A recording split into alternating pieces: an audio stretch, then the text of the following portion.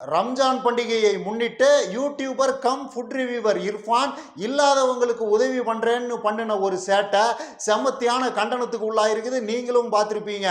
வறுமையோட வழி தெரிஞ்ச எவனாவது இப்படியெல்லாம் பண்ணுவானா, இப்படியெல்லாம் பேசுவானா? இந்த புது பணக்கார புண்ணையானுங்களே இப்படித்தான். பணத்தை பாக்கெட்டில் வைங்கடா, மூளைக்குள்ளே கொண்டு போய் ஏற்றாதீங்கடா. பணம் உன் பாக்கெட்டில் இருக்கிற வரைக்கும் தான் அது உனக்கு நண்பன். அதுவே மூளைக்கு ஏறிச்சுன்னா அதுதான் உன்னோட முதல் எதிரிங்கிற மாதிரி ஏகப்பட்ட கண்டன குரல்கள் தொடர்ந்து எழுந்து கொண்டே இருக்கிறது. சீமான் தம்பிகளும் தங்களோட பங்குக்கு இர்ஃபானை வச்சு செய்து கொண்டே இருக்கிறார்கள். சீமான் தம்பிகள்லாம் சின்னதா ஒரு மேட்ருனாவே சலங்க கட்டி ஆடுவானுங்க. அதுலயும் இர்ஃபான் வேற சிக்கிட்டாப்புல. இர்ஃபானுக்கு திமுக பின்புலம் இருக்குது. உதயநிதியோட உற்ற நண்பர் தான் இந்த இர்ஃபான் அப்படிங்கிற மாதிரியான ஒரு இமேஜ் எல்லாம் இருக்குதுல்ல. அப்புறம் தம்பிகளுக்கு சொல்லவா வேணும், ருத்ர தாண்டவம் ஆடிக்கிட்டு இருக்கிறானுங்க. ஆளுங்கட்சியோட ஆதரவு இருக்கிறதுனால தான் இவன்லாம் இப்படி ஆடிக்கிட்டு திரிகிறான். இவனை எல்லாம் வைக்க வேண்டிய இடத்துல வைக்கணும். ஃபுட் ரிவ்யூங்கிற பேர்ல ஓசி சோத்த நக்கிற நாய்க்கு திமிர பாத்தீங்களா, எகத்தாளத்தை பாத்தீங்களான்னு தம்பிகள் ஏகப்பட்ட வார்த்தைகளை அள்ளி கொட்டி கொண்டே இருக்கிறார்கள். இந்த இர்ஃபான் பண்ணுன அந்த கொடூரமான சேட்டையை பத்தின என்னோட பார்வைங்கிறது என்ன, இது சம்பந்தமா விஜே பார்வதி ஒரு கருத்தை சொல்லியிருக்கிறாங்க. அது சம்பந்தமான என்னோட பார்வைங்கிறது என்ன, இது எல்லாத்துக்கும் மேல யாசகம் கொடுக்கிறது, யாசகம் கேட்கறது, அடுத்தவங்களுக்கு உதவி பண்றது, அடுத்தவங்க கிட்ட போய் உதவி கேட்டு நிக்கிறது, இந்த விஷயத்தையெல்லாம் நாம எப்படி புரிஞ்சுக்கணும், இதை எப்படி சரியா புரிஞ்சுக்கிட்டா நம்மளோட கிட்னிக்கு நல்லது.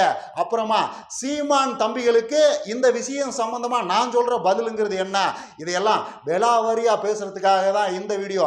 Right, coming to the point. Eid முபாரக்கை முன்னிட்டு இர்ஃபான் போட்டிருந்த அந்த வீடியோவை நானும் பார்த்தேன். அதுல எல்லாம் சொல்றதுக்கு ஒண்ணுமே இல்லை. தானம் தர்மம் கொடுக்குறேங்கிற பேர்ல கொடூரமான சேட்டைகளை தான் இர்ஃபான் பண்ணி வச்சிருக்கிறாரு. அதுல எல்லாம் ஒன்றும் மாற்று கருத்து இல்லை. அதை பத்தி சொல்லணும்னா அது பக்காவான ஒரு அட்டென்ஷன் சீக்கிங்.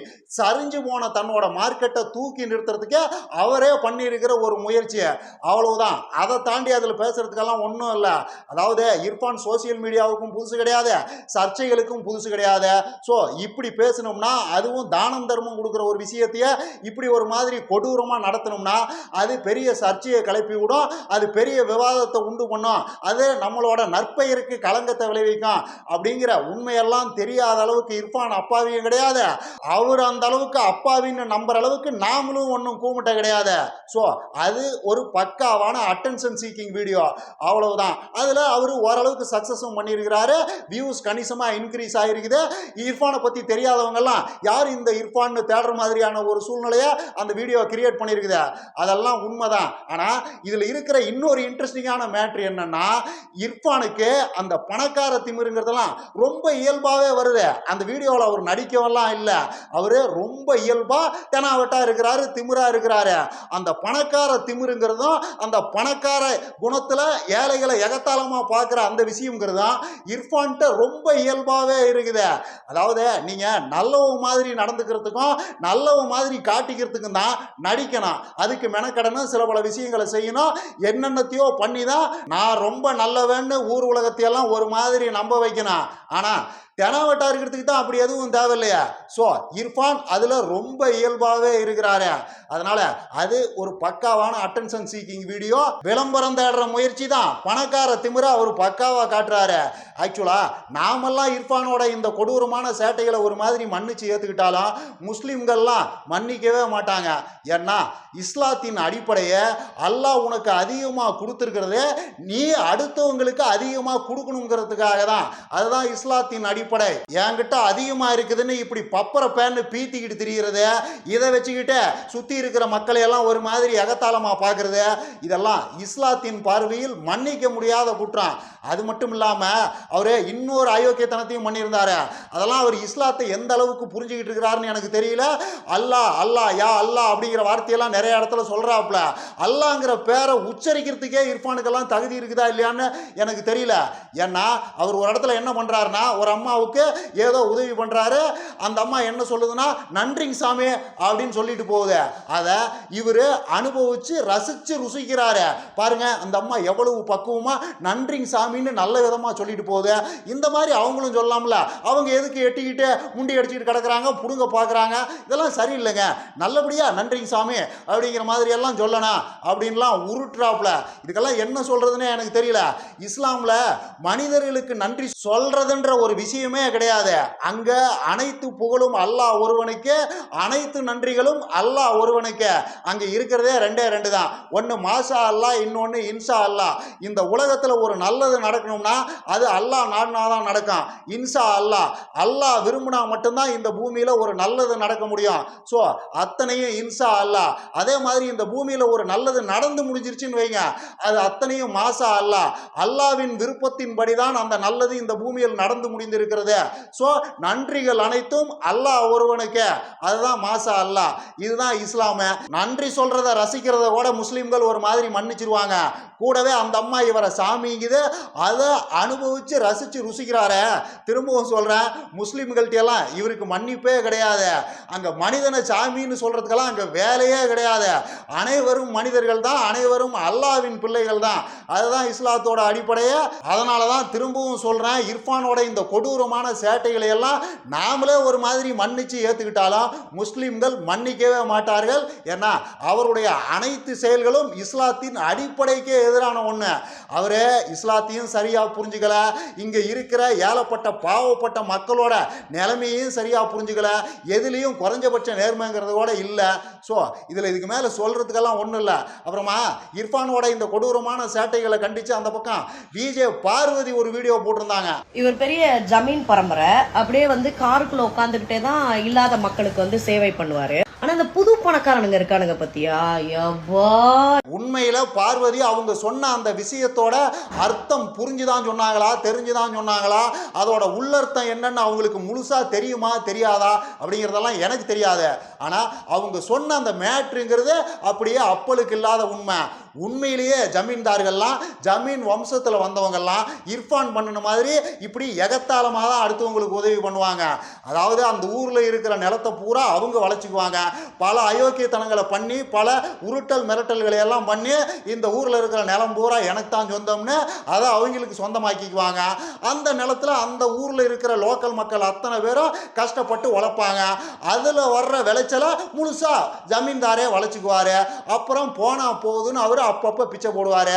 தீபாவளி, பொங்கல், கண்ணாலம், காது குத்துன்னு ஏதாவது சிறப்பு நாட்கள் வரும்போது அந்த சமயத்தில் அந்த ஊர் மக்களுக்கெல்லாம் அவரு செலவுலேயே கரிஞ்சோறு ஆக்கி போட்டு வேட்டி சட்டை கொடுக்கறது, சீலை சாக்கிட்டு கொடுக்கறதுன்னு எதையாவது கொடுப்பாங்க. அதையெல்லாம் வாங்கிட்டு அந்த மக்கள் அமைதியாக போயிடணும். இதில் இன்னொரு கொடூரம் என்னன்னா, அப்படியே அவங்க எல்லாம் அமைதியெல்லாம் போக முடியாது. அவர் ஜமீன்தாரை நடுவில் உட்கார வச்சு சுற்றி நின்று பாட்டு பாடணும். எஜமான் காலடி மண் எடுத்து நாங்கள் நெத்தியில் வச்சுக்குவோம், நாட்டாம பாதம் பட்டாதான் இந்த ஊர்ல வெள்ளாமையே விளையும், எங்க முதலாளி தங்க முதலாளின்னு பாட்டெல்லாம் பாடணும். அவங்களுக்குள்ள இருக்கிற அத்தனை வறுமை, அத்தனை பசி, அத்தனை சோகம் அத்தனையும் அடக்கி வச்சுக்கிட்டு இவரை சுத்தி நின்று பாட்டெல்லாம் பாடணும். இதுதான் அதை விட பெரிய கொடுமை. இதைத்தான் இப்ப இர்ஃபானும் பண்ணியிருக்கிறாரு. அதுதான் 500 ரூபா மதிப்புள்ள கிஃப்ட் பாக்ஸ் உங்களுக்கு கொடுத்துருக்காங்களா, அதுக்கு நன்றி சொல்ல மாட்டீங்களா, கூடி நின்று கும்மி அடிக்க மாட்டீங்களா, என் காலில் விழுந்து ஆசீர்வாதம் பண்ண மாட்டீங்களா, இப்படி எல்லாம் பண்ணீங்கன்னா அடுத்த தடவை எப்படி உங்களுக்கு உதவி பண்ணணுங்கிற எண்ணம் எனக்கு வரும். ஸோ வாங்கின கிஃப்ட்டுக்கு விசுவாசமா இருங்க. முடிஞ்ச வரைக்கும் நன்றிகளை சொல்லிட்டு போங்க. எக்ஸ்ட்ராவா காலில் விழுந்தீங்கன்னா கூட சந்தோஷம் தான். சரி, அதையெல்லாம் இப்போ யாரும் செய்யறதில்ல. அட்லீஸ்ட் நன்றியாவது நல்ல விதமாக சொல்லிட்டு போங்க. இப்படி முண்டி அடிச்சுக்கிட்டுலாம் நிற்காதீங்க அப்படிங்கிறது தான் இர்ஃபான் பண்ணியிருக்கிற அந்த விஷயமா. பழைய ஜமீன்தார் மெத்தேடை இவர் நவீனமாக பண்ணியிருக்கிறாரு, அவ்வளவுதான். மற்றபடி புது பணக்காரர்களே இப்படிதான் பார்வதி சொன்ன அந்த விஷயத்தில் எனக்கு உடன்பாடு கிடையாது. ஏன்னா புது பணக்காரர்களுக்காவது சின்னதாக ஒரு பயம் இருக்கும், இந்த பணம் நம்மகிட்ட திடீர்னு தானே வந்தது, அதே மாதிரி திடீர்னு நம்மளை விட்டு போயிட்டா அப்புறம் ரொம்ப கஷ்டமாயிரும்ல அப்படிங்கிற மாதிரி புது பணக்காரர்களுக்கு ரொம்ப சின்னதா ஒரு பயம் இருக்கிறதுக்கு வாய்ப்பு இருக்குது. ஆனா அதுவே அந்த பக்கம் பணம் பெற பணக்காரனுங்க, பல நாள் பணக்காரனுங்களாம் இருக்கிறானுங்கள, அவனுக்கெல்லாம் அப்படி ஒரு பயம் வரவே வராது. ஏன்னா அவனுங்களை பொறுத்த வரைக்கும் இந்த பூமியை அவர்கள் பணக்காரர்களாக வாழ்வதற்காக படைக்கப்பட்ட ஒன்று தான் சுற்றி இருக்கிற மக்கள்லாம் இவங்களை பணக்காரனா வச்சிருக்கிறதுக்காகவே இருக்கிற மக்கள்ங்கிறது தான் அவங்களோட எண்ணமாக பெரும்பாலும் இருக்கும். ஸோ கம்பேரிட்டிவ்லி பரம்பரை பணக்காரங்களை விட புது பணக்காரங்க கொஞ்சம் பெட்ரு. இதில் இன்னொரு கொடூரமான உண்மையும் இருக்குது. அதாவது இந்த புது பணக்கார புண்ணையானுங்களே இப்படி தான் ஆணவத்தில் ஆடுவானுங்க, பணம் வந்துருச்சுன்னு திமிர் எடுத்து திரிவானுங்க இப்படின்னு சொல்லப்படுற இந்த வாசகத்துக்கு பின்னாடி வேற ஒரு அரசியல் இருக்குது. அதாவது பரம்பரையாக பணக்காரனாக இருக்கிறான்ல அவன் இந்த புது பணக்காரங்க மேலே கொட்டுற வன்மமும் இதில் ஒரு பார்ட்டு. புதுசாலாம் எவனும் பணக்காரன் ஆயிடக்கூடாது, ஆண்டாண்டு காலத்துக்கு நாம் மட்டும்தான் பணக்காரனாக இருக்கணுங்கிறது தானே ஆல்மோஸ்ட் அத்தனை பரம்பரை பணக்காரன் எண்ணமாக இருக்கும். ஸோ அவங்க சௌரியத்துக்காகவும் அவங்க வன்மத்தை தீர்த்துக்கிறதுக்காகவும் அவங்களே உருவாக்கி பொது புத்தியில் ஏற்றி வச்சிருக்கிற ஒரு விஷயம்தான் இந்த புது பணக்கார புண்ணையானுங்கள்லாம் இப்படிதாங்கிற அந்த கருத்து அப்படித்தான். அப்புறம் இந்த யாசகம் கேட்கறது, யாசகம் கொடுக்கறது, அடுத்தவங்க கிட்ட உதவி கேட்டு போய் நிற்கிறது, நம்மாலான உதவிகளை அடுத்தவங்களுக்கு செய்யறது, இந்த விஷயங்களை எல்லாம் நாம் எப்படி புரிஞ்சுக்கணும், இதை எப்படி சரியாக புரிஞ்சுக்கிட்டா இந்த இர்ஃபான் மாதிரியான கொடூர செயல்கள் எல்லாம் ஈடுபடாமல் நாம் தப்பிச்சுக்கலாம், நம்ம கிட்னியை காப்பாற்றிக்கலாம் அப்படின்னு ஒரு கேள்வியை கேட்டிங்கன்னா அதுக்கான பதில் ரொம்ப சிம்பிள். அதாவது அடிப்படையில் மனுஷன் அடுத்தவங்களுக்கு பண்ணுற உதவியை எப்படி புரிஞ்சு வச்சிருக்கிறான்னா, நாம் கருணையின் அடிப்படையில் அடுத்தவங்களுக்கு உதவி பண்ணுறான், அவன் வாழ்க்கை பரிதாபமாக இருக்குதுன்னு நினச்சி நாம் நம்மாலான உதவிகளை பண்ணுறான், நம்ம கருணையால் தான் அவன் வாழ்கிறான், நாம் செய்கிற நல்லதால் அவனுக்கு ஒரு நல்லது நடக்குது, நாம் அந்த நல்லதை அவனுக்கு செய்யலைன்னா அவனுக்கு நல்லது நடக்கிறதுக்கு வாய்ப்பே கிடையாது அப்படிங்கிற மாதிரி எதுக்கெடுத்தாலும் எல்லாமே நாம் பரிதாபப்பட்டு செய்கிற மாதிரியும் நாம் கருணையின் அடிப்படையில் ஒரு விஷயத்தை செய்கிற மாதிரியும் நினச்சிக்கிறோம். ஆக்சுவலாக அது உண்மை கிடையாது. நமக்கு பரிதாபமும் கிடையாது, கருணையும் கிடையாது, ஒரு வெங்காயமும் கிடையாது. நமக்கு இருக்கிறதெல்லாம் பயம், வறுமையின் மீதான பயம். அவன் வறுமையில் இருக்கிறான், அவன் சாப்பாட்டுக்கு கஷ்டப்படுறான்னா அதை பார்க்கும்போது நமக்குள்ள என்ன தோணுதுன்னா, வறுமை இவ்வளவு கொடூரமானதா, இந்த வறுமை நமக்கு வந்துட்டா, இந்த வலியும் வேதனையும் நமக்கு வந்துட்டா அது நமக்கும் பெரிய கொடூரமானதாக தானே இருக்கும், அந்த அனுபவங்கிறது அவ்வளவு வலி நிறைந்ததாக தானே இருக்கும் அப்படிங்கிற அடிப்படை பயம் மனுஷன் எல்லாத்துக்குள்ளேயும் இருக்குது. இது மனிதனுடைய அடிப்படை பலவீனம். இப்போ ஒரு இடத்துல ஒரு ஆக்சிடென்ட் ஒன்று நடந்துருது, அங்கே ரத்த சேதம் நிறைய நடந்திருக்குது, அதில் அடிபட்டு ஒருத்தன் வலியால் துடிக்கிறான்னு வைங்க, அதை பார்க்கும்போது அவன் மேலே நமக்கு பரிதாபம் வர்றதா நாம் நினச்சிக்கிட்டு இருக்கிறோம். அப்படி கிடையாது. நமக்கு இருக்கிறது அந்த வலியின் மீதான பயம், அவன் அனுபவிக்கிற அந்த வலியின் மீதான பயம்தான் நமக்குள்ளேருந்து ஒரு மாதிரி கருணையாக வெளிப்படுது. அந்த ஆக்சிடென்ட் நமக்கு நடந்திருந்தா, அந்த வலியும் வேதனையும் நமக்கு வந்திருந்தா அது எத்தனை கொடூரமானதாக இருக்குங்கிற அந்த எண்ணம் தான், அந்த பயம்தான் கருணையாக நமக்கு வெளிப்படுது. இன்ஃபேக்ட் அது பயம்தான் கருணைன்னு நாம் நினச்சிக்கிறோம். அவ்வளவுதான். இதை சரியாக புரிஞ்சுக்கணும். யார் மேலேயும் பரிதாபப்பட்டெல்லாம் நாம் எந்த உதவியும் பண்ணலை. நாம் அவங்களுக்கு உதவி பண்ணுனா நமக்கு ஒரு நல்லது நடக்கும், அந்த வறுமையும் அந்த வலியும் அந்த வேதனையும் நமக்கு வராமலே போயிடும் அப்படிங்கிறது நம்ம ஆள் மனசில் இருக்கிற ஒரு நம்பிக்கை.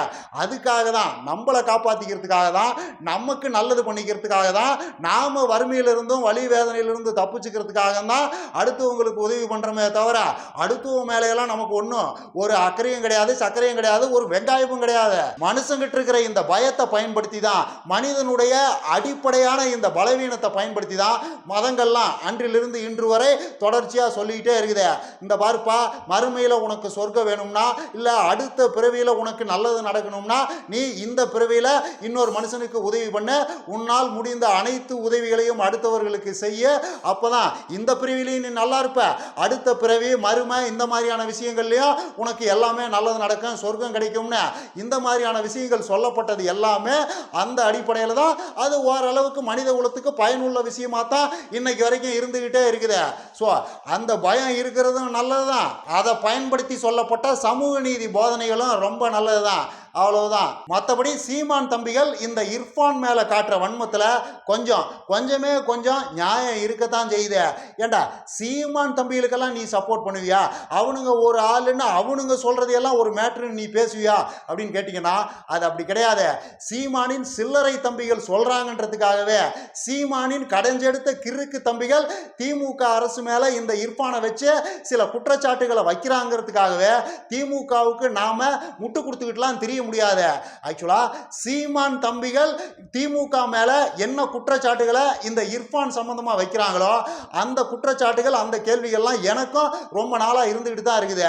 அந்த ஜெண்டர் ரிவீல் பண்ண விஷயத்துல, தொப்புள் கொடியை கட் பண்ண விஷயத்துல இர்ஃபான் மேல இந்த அரசு இதுவரைக்கும் ஏன் நடவடிக்கை எடுக்கல அப்படிங்கிறதா அவங்க கேட்கிற கேள்வியும் எனக்கும் அந்த கேள்விகள்லாம் இருந்துகிட்டு தான் இருக்குது. அரசியல் அதிகாரம் இர்ஃபானுக்கு ஃபேவரா பயன்படுதான்ற கேள்வியெல்லாம் எனக்கு இருந்துகிட்டு தான் இருக்குது. அதனால இந்த விஷயத்துல ஒரு மாதிரி சீமான் தம்பிகளை ஆதரிச்சுட்டு போயிடுவோங்கிறேன். ஏன்டாடே, சீமான் தம்பிகளை கொஞ்சிறதுங்கிறது குரங்க கொஞ்சிற மாதிரி கொடூரமான ஒரு விஷயம்னு தெரிஞ்சுக்கிட்டே அவங்கள ஆதரிக்கிறிய அப்படின்னு கேட்டீங்கன்னா விடுங்க, சிக்காதையா போயிடுவானுங்க. பழைய பட்டுக்கோட்டை பிரபாகர் நாவல்கள்ல 5 கதைக்கு ஒரு கதை அவர் குற்றவாளியை தப்பிக்க விட்டுருவாரு, அதுக்கு ஒரு நியாயத்தையும் சொல்லுவாரு. ஒரு நியாயத்தை சொல்லி குற்றவாளிகளையே தப்பிக்க விடலாம்ங்கிற போது இவனுங்கெல்லாம் குழந்தை பசங்க தானே. அது இல்லாம அவனுக்கு சைட்ல சின்னதா ஒரு நியாயம் இருக்கதான் செய்யுது. இருந்துட்டு போறானுங்க, சிக்குவானுங்கள்ல பார்த்துக்கலாம், விடுங்க. இன்னும் நிறைய பேசலாம். லைக் பண்ணுங்க, ஷேர் பண்ணுங்க, கமெண்ட் பண்ணுங்க, மறக்காம சப்ஸ்கிரைப் பண்ணிருங்க.